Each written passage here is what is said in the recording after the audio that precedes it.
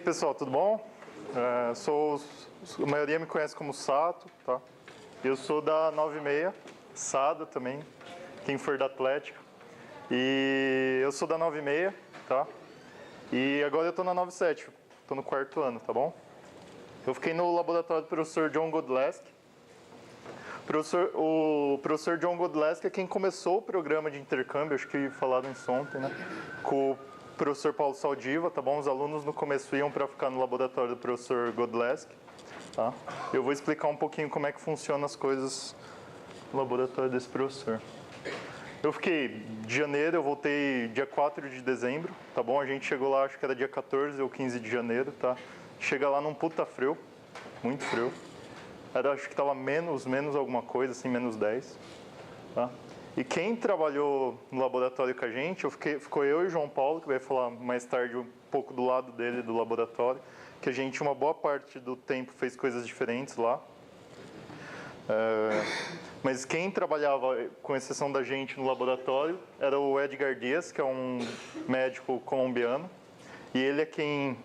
Se eu não me engano, o cargo dele é de Principal Researcher, é o cara que escreve a maioria dos artigos do laboratório.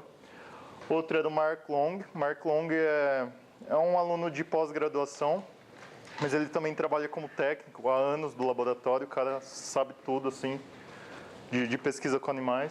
E a Denise era uma aluna de PhD, tá bom? Que inclusive, ela me mandou um e-mail essa semana para me avisar que foi publicado no artigo, aí...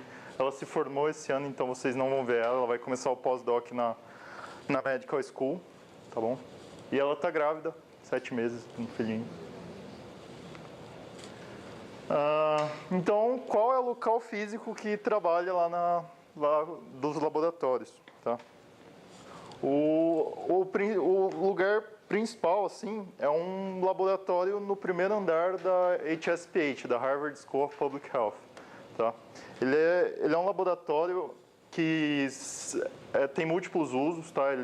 Você pode fazer cirurgias lá, você pode trabalhar de diversas maneiras. E do lado dele tem um grande mecanismo de expor os animais. Eles trabalham lá muito com exposição de animais à poluição, tá bom? Eles pensam o que eles querem dar de poluição para o animal respirar, e para isso eles usam toda uma estrutura que mede os componentes do ar que está entrando para o animal. Então, o nosso laboratório ficava do lado dessa grande estrutura lá, o que é muito útil para a pesquisa, porque você não precisa se deslocar muito. Mas a gente acabou nem usando essa coisa. Tá? Outra coisa, que o professor Kopzik, que o Fernando vai falar mais tarde, ele tem um grande laboratório no segundo andar da HSPH, e uma parte, quando o pessoal do laboratório do Godleski tem que fazer trabalho de bancada, entendam, pegar a plaquinha assim e mexer com placa de Petri, entre outras coisas, ficar pipetando, a gente usa lá, tá bom? Lá tem uma grande estrutura, tem um freezer de menos 80 graus, que é só do laboratório do professor Godleski, para conservar as amostras. Então, uma parte do laboratório do professor Kopzik, também quem for ficar no laboratório do Godleski vai conhecer. Tá? E a última grande estrutura que a gente usa é um trailer próximo ao aeroporto, tá bom? Como que funciona? Próximo ao aeroporto de Boston, o aeroporto internacional, ele fica numa ilha.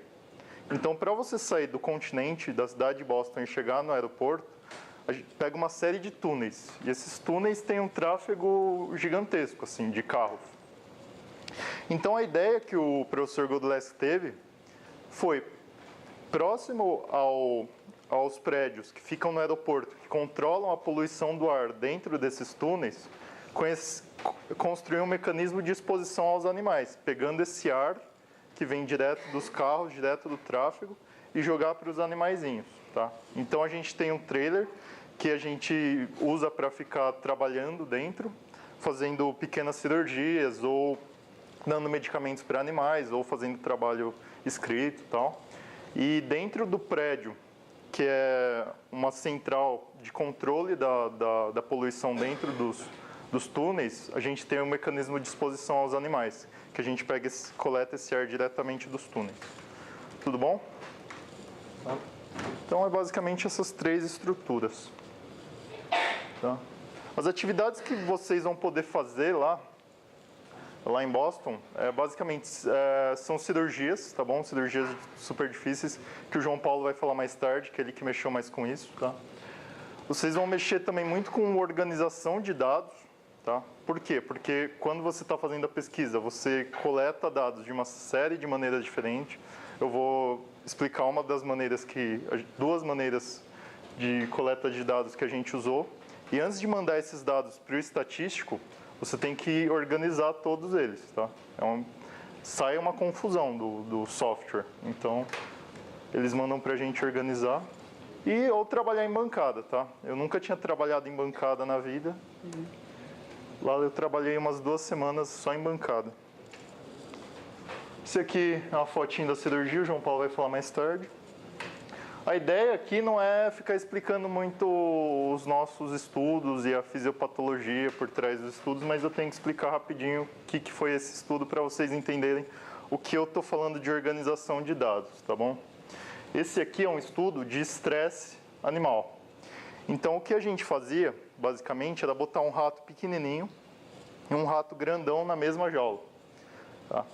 E os ratos, entre si, têm relações de dominância. Quando tem 2 ratos em uma jaula, em uma cage, você vai ter um rato dominante e o não dominante daquela jaula.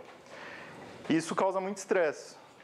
Aqui é um momento de estresse para o rato menor e para o maior, tá bom? O maior está dominando o menor. Esses ratos, principalmente os menores, eles compram esses ratos com um hardware implantado dentro deles.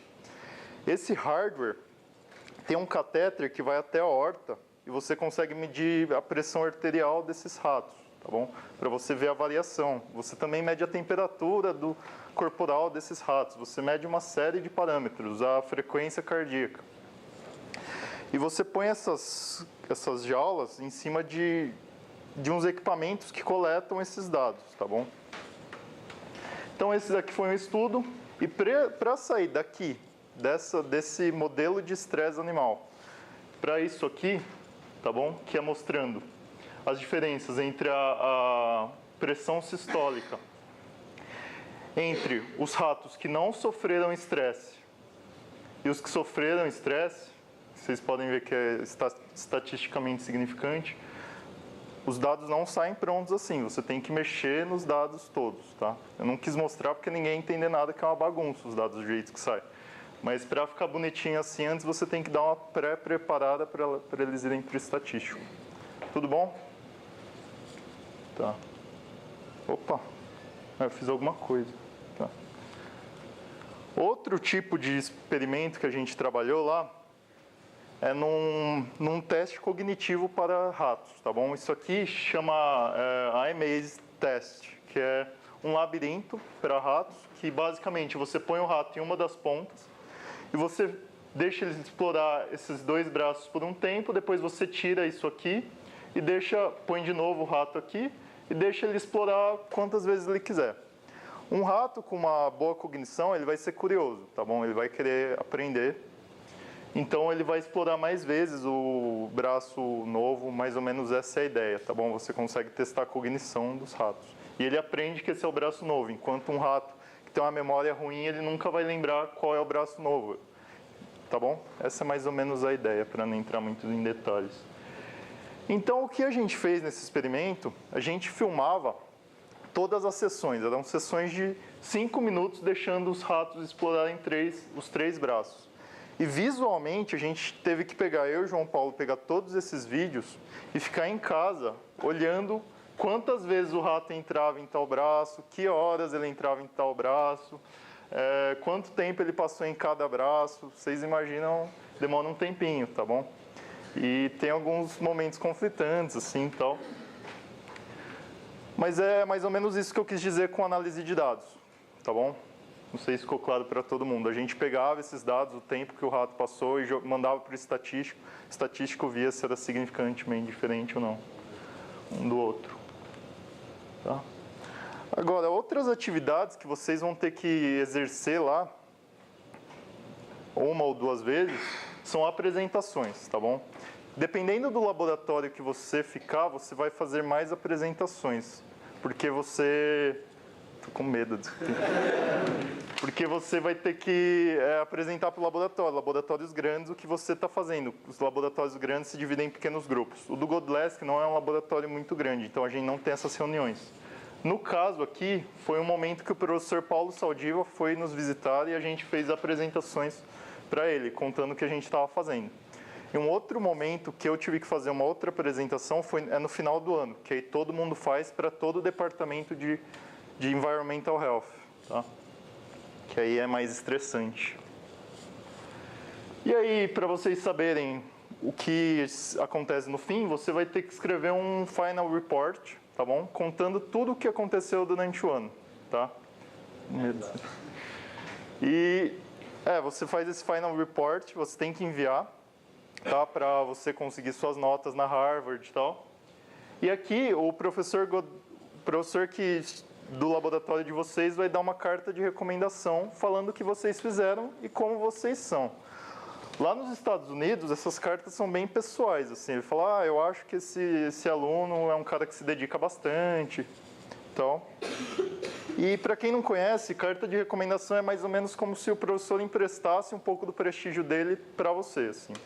Ele fala, eu sou conhecido, ninguém conhece esse aluno, mas está aqui, eu trabalhei com ele e ele é bom, então acredita em mim, tá bom? Mais ou menos isso, a ideia. E aí sempre me perguntam das publicações, se eu publiquei alguma coisa lá. Eu já saiu 2 artigos, tá bom? Que eu tô como coautor, tá bom? Que é ótimo. Vai sair mais um, tem mais um para sair, tá bom? Tá bom.